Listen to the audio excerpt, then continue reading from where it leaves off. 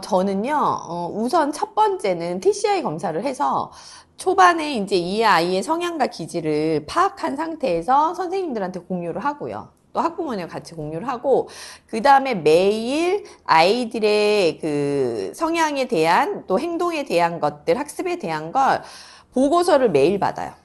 그리고 그 보고서를 받고 월요일은 그걸 보고 아이가 예를 들어서 뭐 연필을 굴렸다고 하는 게 이제 보고서에 있어요. 아이가 계속 뭐 연필을 굴린다는 거죠. 그러면 이제 교수부장하고 뭐 부원장님하고 모든 선생님들이 같이 이제 토론을 해요.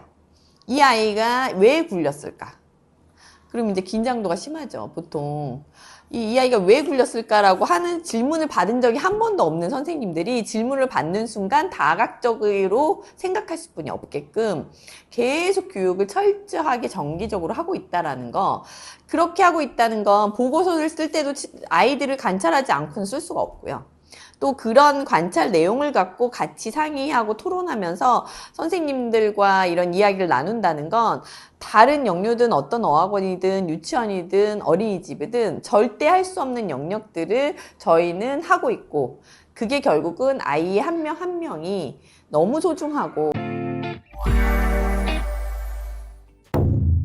만약에 이렇게 정부에서 이런 것들을 폐지했을 경우 생기는 것들은 어떤 게 생길 것 같냐면, 제 생각에는 빈부의 격차는 더 심해진다. 이유는 이미 머리 똑똑하신 분들은 영유라는 이름만 안 쓸 뿐이지 실제로 비인가 국제학교라든가 또는 임대업으로 또는 과외처럼 뒤로 빼서, 그렇다면 이 사교육에서는 수업료는 더 비쌀 수뿐이 없게 되는 그런 일들이 만들어진다면 결국은 교육은 오히려 돈이 많고 잘 사는 아이들만 좋은 교육의 질을 만들어가지 않을까. 저는 이게 진짜 나라에서 정부에서 정말 이 부분을 진짜로 아주 심도 있게 고민하셔야 될 부분인 거지. 단순히 영유를 유아 아이들이 뭐 스트레스를 받아서 36개월 미만 아이들에게는 뭐 4시간만 운영할 수 있게 하거나 또는 아예 폐지를 하겠다. 이게 과연 정말 이 나라의 아이들, 모든 아이들을 위해서 하는 정부의 생각인 건지 이건 너무 잘못됐다라고 저는 생각합니다. 제가 2가지 사례로 상담을 하면서 몹시 좀 마음이 아팠던, 요즘에도 이런 영어 학원이나 뭐 놀이학교가 있나? 라고 생각할 정도로 좀 충격을 받았던 사례를 이야기를 해드리려고 해요.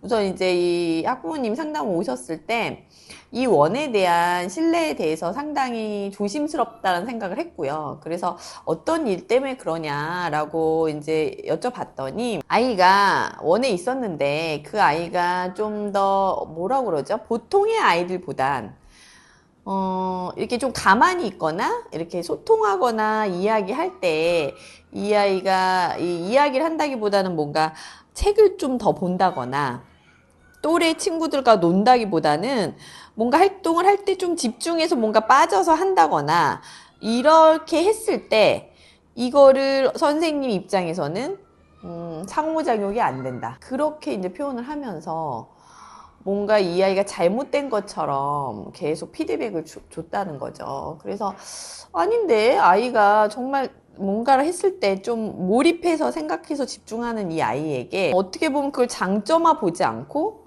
단점화 시켜서 남들과 다른 부분들을 어떻게 보면 다르다고 이야기하고 그 아이를 어떻게 보면 방임시켰다. 그래서 어머니 아버님이 너무 화가 나서 원에 찾아가서 좀 항의를 했었던 건들이 있었고요. 그래서 이제 저는 그 얘기를 해요.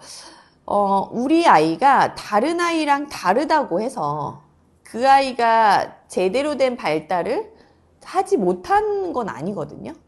근데 대부분의 이제 선생님들이나 교사들은 기본적으로 내 시선에 들어오는 아이들은 집중을 잘하는 아이, 내 시선에서 컨트롤이 안 되는 아이는 집중을 못하는 아이 또는 발달이 더딘 아이로 평가를 받고 있으면, 사실 제가 겪는 영재아이들의 특징들은 선생님 컨트롤 안에 안 들어와요. 저 구석에 들어가 있거나 저 구석에서 뭔가를 해요. 그래서 선생님 막 얘기를 해도 듣지도 않아요. 뭐 들리지도 않고. 근데 그 아이는 그 하나에 몰두를 하게 되면 그게 안 들리는 거거든요. 근데 선생님은 그런 행동을 보고 또래 형성을 못한다? 또는 상호작용이 안 된다. 이렇게 표현을 하죠. 이 친구도 이제 그 보통 또래의 친구보다 언어적인 부분이 이제 상호작용이 덜 되는 느낌이 이 친구도 있었던 거죠. 그런데 말이 좀 늦게 튀는 아이들이 있고요. 왜 그런 거냐면 잘 생각해보면 우리가 언어로서 계속 소통하면서 이야기하는 환경을 갖고 있는 아이들은 언어가 빠를 수뿐이 없고, 근데 이 아이는 막 책을 너무 좋아해. 그래서 막 지적 호기심을 여기서 막 충족하고 싶어. 그러면 이 아이는 여기서 앉아가지고 이런 활동을 하기 때문에 소근육이나 대근육이나 언어가 덜 발달할 가능성이 높아요. 그런데 그래서 우리가 다 장점을 갖고 있지만 어떤 부분은 이 두뇌가 발달하면 어떤 부분이 약하단 말이에요. 근데 이 발달되고 좋은 거는 보지 못하고 어떻게 보면 더딘 거 있죠. 그것만 계속 단점이라고 얘기를 하는 거죠. 근데 어머니 아버님들은 사실 교사와 있는 시간이 제일 많잖아요. 근데 교사가 그런 눈으로 그 아이를 바라본다고 생각하면 우리 아이가 부정적인 피드백만 계속 선생님한테 받는 거 아니야? 나한테 이렇게 얘기할 정도면? 이라고 해서 불안할 수뿐이 없고, 실제 아이들은 선생님의 부정적인 피드백으로 주눅이 들 수뿐이 없고, 뭔가 얘기를 하려 해도 그게 존중받지 못한다고 느꼈을 땐 아이들은 표현하지 못하잖아요. 그럼 그게 방임이 아니냐라고 생각할 수뿐이 없지 않나라는 이야기도 있었고, 이거는 조금 뭐 다른 케이스인데, 아이가 예를 들어서 음식을 뭔가를 떨어뜨렸어요. 근데 선생님이 음식을 이렇게 떨어뜨리면 안 되잖아 라고 얘기를 한 거죠. 근데 사실은 그 아이는 음식을 일부러 떨어뜨린 게 아니라 선생님이 일부러 떨어뜨렸다고 얘기를 하는 거고, 얘는 먹다가 이게 무릎에 어떻게 보면 흘린 거여서 자기는 일부러 떨어뜨린 게 아닌데 왜 선생님은 그걸 일부러 떨어뜨렸다고 나한테 그렇게 하지 말라고 얘기하는지, 그 부분에 억울함이 있었던 거예요. 근데 아이들은 진짜 생각을 하거든요. 근데 표현이 서툴 뿐이에요. 그러면 억울하잖아요. 그러면 이제 눈물을 흘리는데, 네가 잘못해놓고 눈물을 왜 흘려? 라는 피드백을 주는 거예요. 그러면 얼마나 엄마 마음은 속상하고 아이는 속상하지 않겠냐고, 입장 바꿔서 생각해 봤을 때. 그래서 그게 어떻게 보면 대한민국의 현실인 것 같아요. 아이가 존중받아야 되거든요, 아이는. 그런데 이 상황 하나에마다 얘기하고 말하는 게 서툴다고 해서 생각을 안 하거나 못하는 게 아니거든요. 근데 그걸 그냥 어른의 잣대로 이건 잘못됐잖아, 묻지도 않고. 저는 이게 진짜 아이를 제대로 이해하지 못한 상태에서 교육과 케어를 하고 있다라고 생각을 하는 겁니다. 저는요, 우선 첫 번째는 TCI 검사를 해서 초반에 이제 이 아이의 성향과 기질을 파악한 상태에서 선생님들한테 공유를 하고요. 또 학부모님과 같이 공유를 하고, 그 다음에 매일 아이들의 그 성향에 대한, 또 행동에 대한 것들, 학습에 대한 걸 보고서를 매일 받아요. 그리고 그 보고서를 받고 월요일은 그걸 보고, 아이가 예를 들어서 뭐 연필을 굴렸다고 하는 게 이제 보고서에 있어요. 아이가 계속 뭐 연필을 굴린다는 거죠.